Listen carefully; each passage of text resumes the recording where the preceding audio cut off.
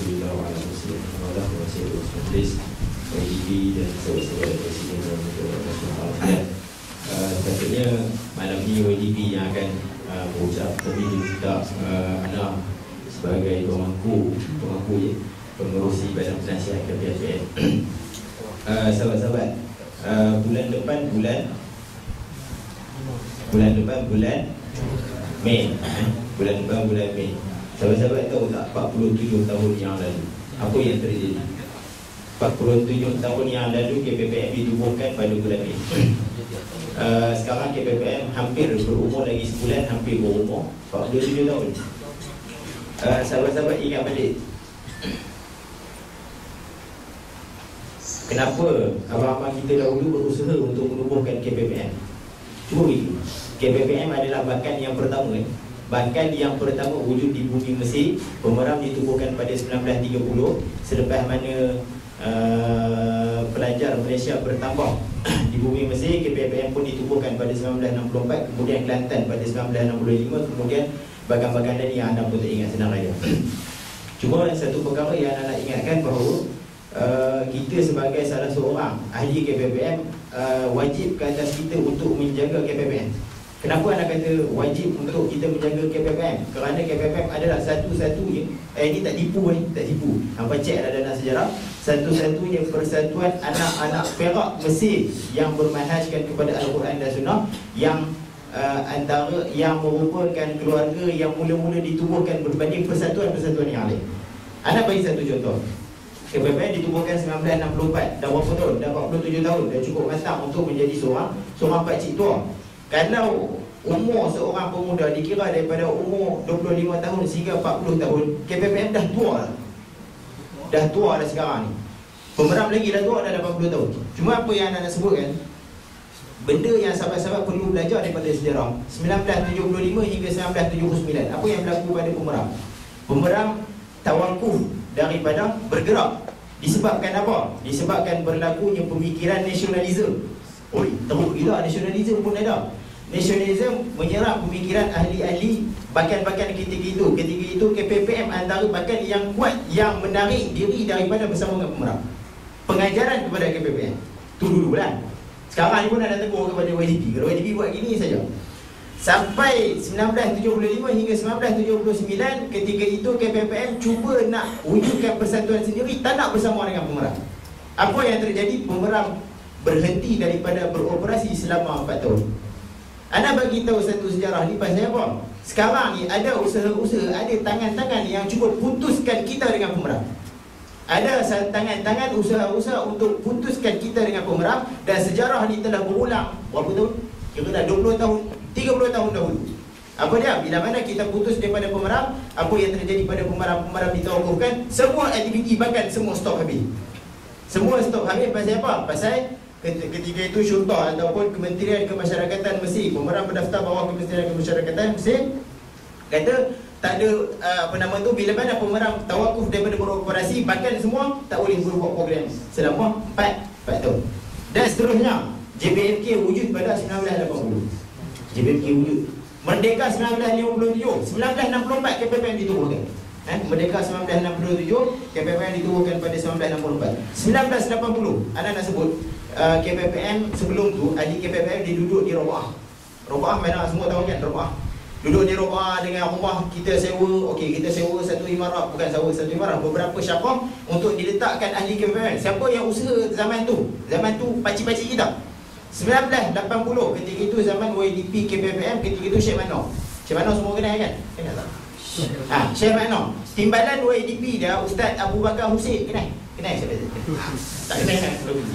Okey, ni dulu YDP dengan timbalan YDP KPPM. Ketika itu depa berusaha bertahun-tahun untuk mendapatkan imarah KPPM ni.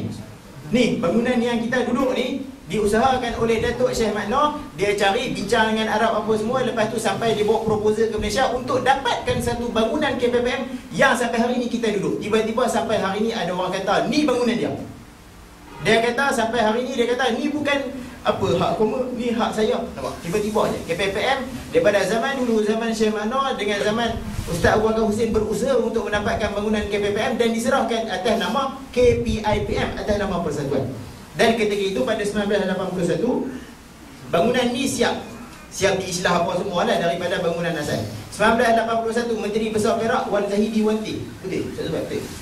Tengoklah balik sejarah siapa zaman tu Menteri Besar Perak ketika itu merasmikan rumah Perak ni atas jemputan daripada Syekh Manor. Kata Syekh Manor ni kami dah berusaha dapat rumah Perak, dan usaha untuk mendapatkan rumah Perak tersebut bukan Syekh Manor seorang je. Syekh Manor bersama KPPM berusaha menghantar proposal ke Malaysia. Lepas tu bila dapat sponsor daripada Malaysia, daripada kerajaan negeri untuk membina sebuah imarat untuk Islam dan sebagainya. Jadi di sana wujud satu kebersamaan yang kita rasa cukup cantik untuk menghasilkan satu bangunan KPPM. Tetapi sampai zaman hari ini apa yang terjadi?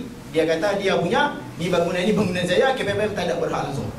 Kesal iaitu pada 1980-1981. Kemudian pada 1994 KPPM bangunan ni first time diislah. Kali pertama diislah daripada kita beli baru ni. Rupa-rupanya kita beli bangunan, kita terlupa nak beli tanah. Ni masalah sikit, tak apalah. Yang tu perbincangan zaman-zaman YDP sebelum ni. Kita terlupa nak beli tanah. Jadi bangunan ni siapa punya? Bangunan kita punya, tanah bukan kita punya.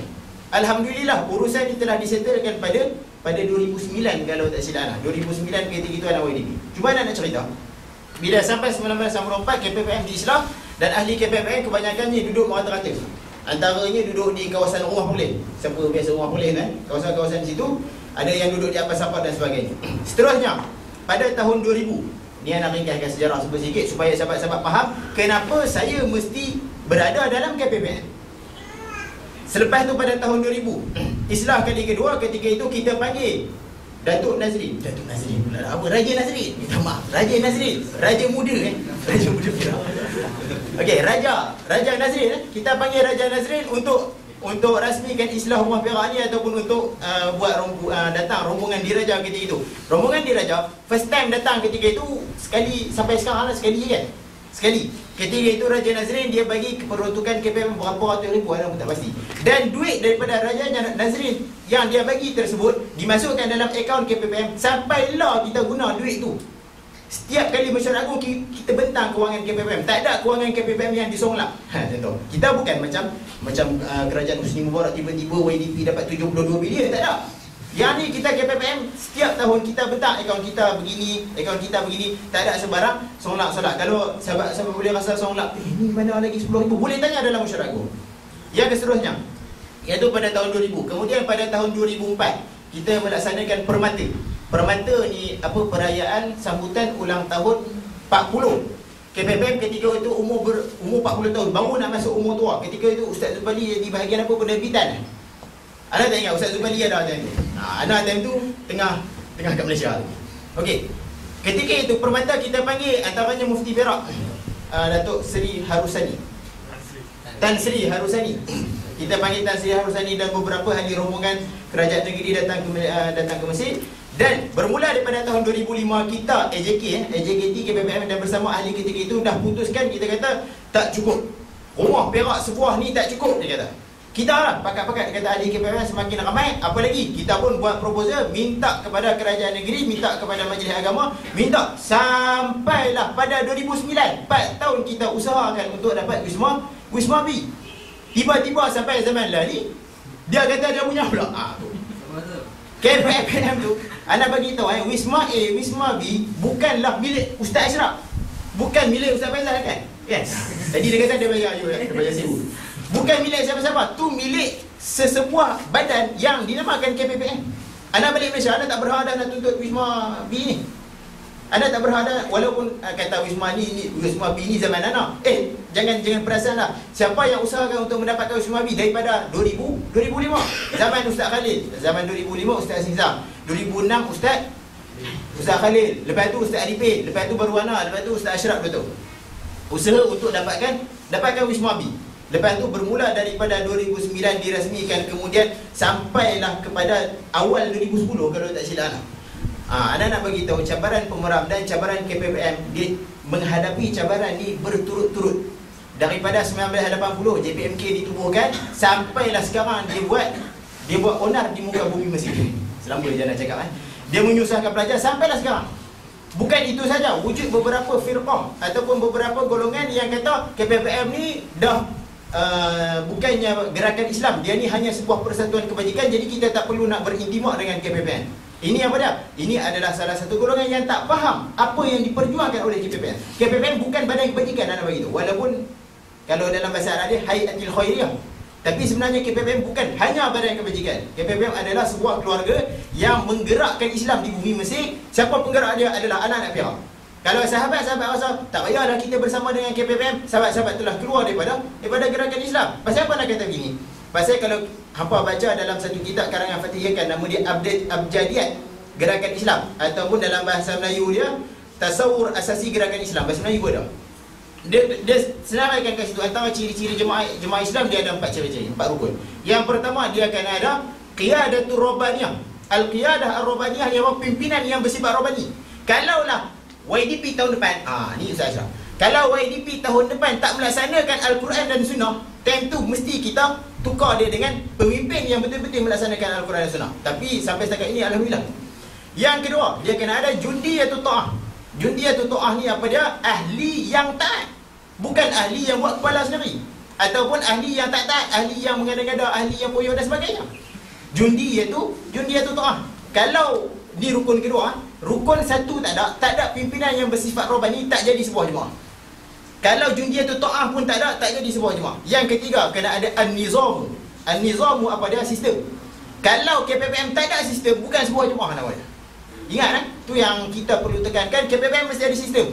Ada duit KPPM masuk sumbangan, kena bentang dalam mesyuarat agung. Bukannya ni duit hang, ni duit aku, ni duit hang, duit aku. Bukan. Setiap kali laporan bentang dalam mesyuarat agung, siapa rasa tak puas hati, ini saya tak jelas, boleh tanya dalam mesyuarat agung. Jelas KPPM punya perjuangan, punya fail semua jelas. Bukannya ada benda-benda yang sembunyi. Yang keempat, apa dia? Sesebuah gerakan Islam itu, rukun gerakan Islam yang keempat, apa dia? Al-khutwat. Khutwat ini strategi. KPPM kena ada strategi. Anda bagi tahu kaedah rabbaniyah siapa? Katakanlah Ashraf dan YDP dan AJKT. Siapakah yang menggerakkan bahagian Al-Khutwat? Strategi. Ni, siapa nama Pak Long kita ni? Namanya Ustaz Omar. Dia bahagian perancang. YDP juga bahagian Al-Khutwat. Silap, mana silap. Jadi dalam KPPM dia ada 3 marhalah. Ada 3 badan yang menggerakkan ketiga-tiga ini. Yang pertama, satu unit yang menggerakkan bahagian ta'rif. Siapa yang menggerakkan bahagian ta'rif? Iaitu apa dia? Dia memperkenalkan KPPM dan dia membawa orang daripada jahil kepada faham Islam. Tu siapa nama? BPI, Ustaz Muhammad. Kerja BPI dan kerja bahagian penerangan. Kalau dalam pemerang bahagian penerangan. Yang ni manhaj mana ni? Ini manhaj Ikhwanul Muslimin ke Ustaz? Tak, nak sebut ni gerakan Islam. Yang pertama, dia kena ada satu badan, satu unit di bawah tu yang memainkan peranan ta'rif. Apa dia? BPI dan bahagian penerangan dan BPSR. Mana BPSR? Ustaz Yurul. Okey, jadi sahabat-sahabat kalau nak kenal KPPM, tanya 3-3. Iaitu yang pertama. Yang kedua, kena ada satu unit yang menggerakkan bahagian takwin. Apa dia? Membina pelapis. Ni kerja siapa? Ustaz Adik Syam. BDT. Mana BDT? BDT dan Ustaz Adik Syam. Apa dia? Namanya Usrah. Usrah ni adalah salah satu unit, salah satu benda yang perlu ada dalam sesebuah jemaah untuk jadi sebuah jemaah. Kalau usrah tak ada pelapis. Yang ketiga adalah apa dia? Tanfiz. Tanfiz ni apa dia? Pelaksana. Apa dia? Pelaksana AJKT yang lain. Sahabat-sahabat, ketiga-tiga benda ni ada dalam KPPM dan sahabat-sahabat pilih. Saya ni kena masuk 3-3. Saya kena ada ta'rif, saya kena ada takwin, saya kena ada tanfiz. Dan sahabat-sahabat kena pastikan bahawa ahli KPPM jangan terputus setakat ini. Anda bagi tahu, mungkin tahun ni tak ada ahli KPPM. Tak ada pelajar baru tahun ni. Yang tu anda tak tahu. Keluar dalam surat khabar kata tahun ni takkan dihantar. Ahli KPPM akan terputus satu generasi. Siapakah yang bertanggungjawab untuk teruskan KPPM ni? Korang lah. Korang apa? Kita lah. Kita kan? Jadi sama-sama lah kita. Itu sajalah untuk anda bagi penerangan sedikit pada malam ini berkaitan dengan sejarah. Dan kalau sahabat-sahabat baca sejarah, sahabat-sahabat akan tahu kenapa KPPM tak membenarkan binatang bawa masuk dalam rumah. Kenapa KPPM tak membenarkan merokok dalam rumah? Ada kes. Sahabat-sahabat tahu ke? Ada kes pernah terbakar rumah ni. Siapa 9? Baru cakap 9. Siapa 9 bilik belakang. Ni apa nama, koridor belakang. Terbakar sampai api naik ke atas. Malam tu baca Yasin, apa dah? Pernah terbakar?